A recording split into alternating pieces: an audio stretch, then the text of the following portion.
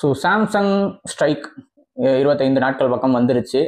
இந்த நேரத்தில் வந்து நிறைய வந்து மிஸ்இன்ஃபர்மேஷன்ஸ், தொழிற்சாலையில் எப்படி ஸ்ட்ரைக் நடக்கும், தொழிற்சாலையில் எப்படி சங்கம் அமைப்பாங்க, தொழிற்சங்கம் வந்து எப்படி அங்கே செயல்படும் அப்படிங்கிறத பற்றி நிறைய சினிமாத்தனமாக மிஸ்லீடிங் நிறையா கொடுத்துக்கிட்டு இருக்காங்க. ஸோ இந்த விஷயத்தில் வந்து நம்மளோட எக்ஸ்பீரியன்ஸ்லேருந்து நம்ம சில கிளாரிஃபிகேஷன்ஸை கொடுக்கலாம் அப்படின்னு நான் நினைக்கிறேன். ஸோ இதை வந்து பொதுவாக எல்லா தொழிற்சாலைகளுக்கும் எடுத்துக்கலாம், சாம்சங் மட்டும் கிடையாது, சின்ன தொழிற்சாலையிலேருந்து பெரிய தொழிற்சாலை வரைக்கும் எடுத்துக்கலாம். முதல்ல வந்து ஸ்ட்ரைக் எடுத்தோன்னே ஸ்ட்ரைக் போயிடுவாங்களா, காலையில் சொல்லிட்டு மதியானம் ஸ்ட்ரைக் போயிடுவாங்களா அப்படின்னு கேட்டிங்கன்னா அப்படிலாம் கிடையாது. முதல்ல ஒரு தொழிற்சாலையில் சங்கம் அமைக்கிறது அப்படிங்கிறது வந்து ஒரு சாதாரண விஷயம் கிடையாது.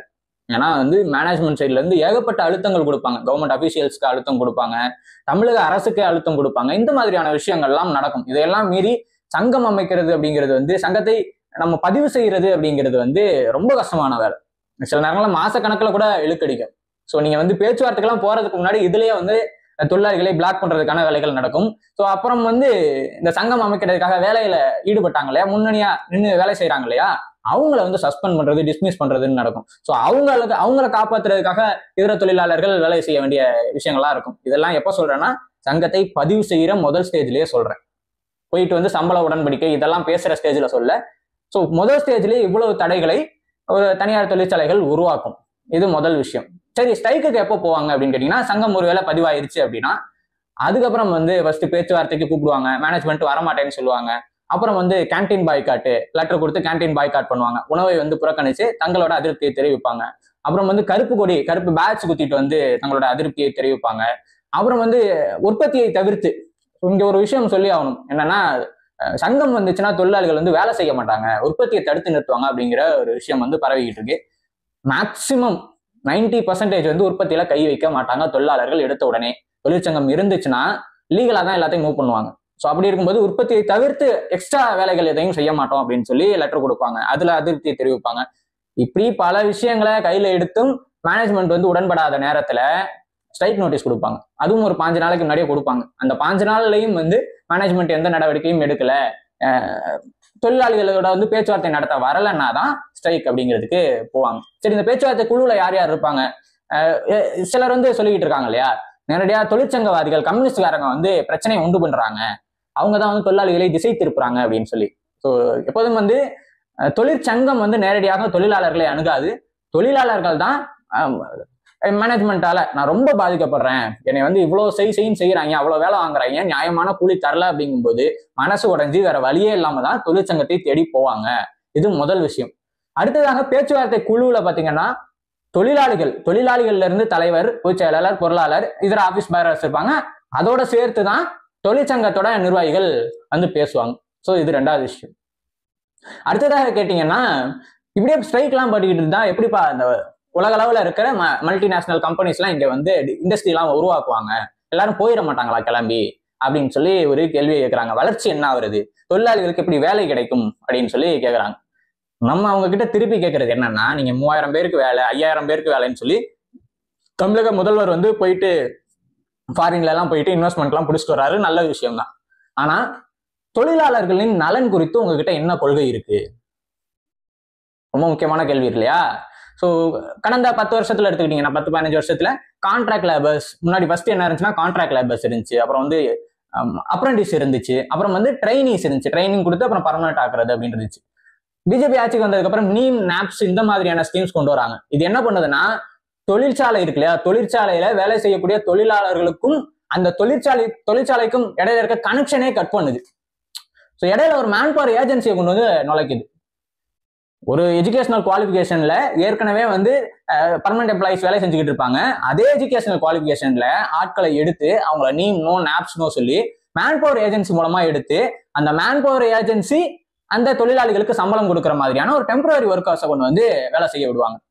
ஸோ இப்போ வரைக்கும் எல்லா தொழிற்சாலைகள்லையும் மெஜாரிட்டியா இந்த மாதிரி ட்ரைனிஸ், நீம் நாப்ஸ் மாதிரியான ட்ரைனிஸை உள்ள இறக்கி தான் தொழிற்சங்கம் வைக்கிறதுக்கான உரிமையை நசுக்கிறதுக்கான மறைமுக வேலைகள்ல அரசு இறங்கி இருக்கு அப்படின்னே சொல்லணும். இப்பயும் வந்து சாம்சங்ல இருந்து எல்லா தொழிற்சாலைகளையும் நீங்க எடுத்துக்கிட்டீங்கன்னா கணிசமான அளவுல இந்த மாதிரியான டெம்பரரி ஒர்க்கர்ஸ் வேலை செஞ்சுக்கிட்டு இருப்பாங்க. ஸோ அவங்கள தூண்டி விடுறது, பாருங்க இந்த பர்மனன்ட் எம்ப்ளாயிஸால தான் உங்களுக்கு சம்பளம் கொடுக்க முடியலன்னு ரொம்ப அப்பாவியா நடிக்கிறது, இந்த மாதிரியான வேலைகள்லாம் நடக்கும். அப்புறம் ஒரே ஒரு சிம்பிள் கேள்வி, ஸ்ட்ரைக் பண்றாங்க.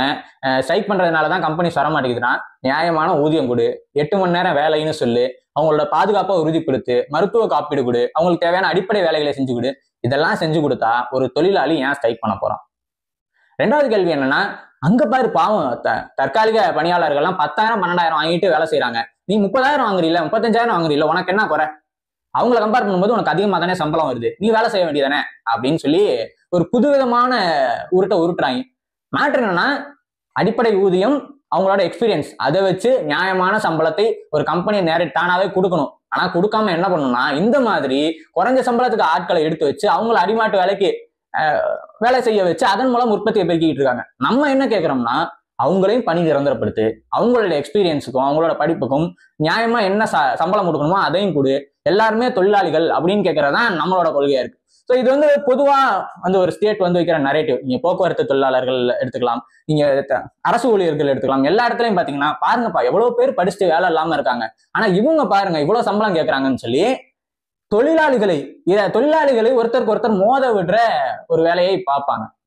தொழிற்சங்கம் அப்படிங்கிறது இங்க வந்து வெறும் சம்பளத்துக்கானது மட்டும் கிடையாது, நம்மளோட சுயமரியாதையும் அடிப்படை உரிமையும் வாங்கி தரக்கூடிய ஒரு பாலமாக இருக்கு, இடைப்பட்ட பாலமாக இருக்கு. அது இல்லைன்னா காலாபடத்துல சொல்லுவாங்க இல்லையா, அரசியலமைப்பு சட்டம் இல்லைன்னா எங்களுக்கு 7 கடல் தூக்கி 7 மலை தாண்டி தூக்கி அடிச்சிட மாட்டீங்க அப்படின்னு சொல்லுவாங்க இல்லையா. அந்த மாதிரி நாம வந்து தொழிற்சாலைகளுக்கு, தனியார் தொழிற்சாலைகளின் முதலாளிகளுக்கு வந்து அடிமை வேலை மட்டுமே செய்யற ஒரு ஆளா தான் இருப்போம். ஸோ இந்த விஷயத்தை தடுத்து நிறுத்துறதுக்கு தொழிற்சங்கம் அவசியம். குறிப்பாக இடதுசாரி தொழிற்சங்கங்கள் அவங்க தான் வந்து இறுதி வரை நின்று போராடுவாங்க. ஸோ அதனால வந்து தொழிற்சங்கம் இல்லாமல் தொழிலாளிகளோட பணியை நிரந்தரம் செய்யாமல் நாங்க வந்து உங்களுக்கு வந்து ஆல்டர்னேட்டா ஒரு பிளான் தரோம்னு சொல்ற எல்லா பிளானுமே தொழிலாளிகளை ஏமாற்றக்கூடிய திட்டம் தான் அப்படிங்கிறத நம்ம புரிஞ்சுக்கணும்.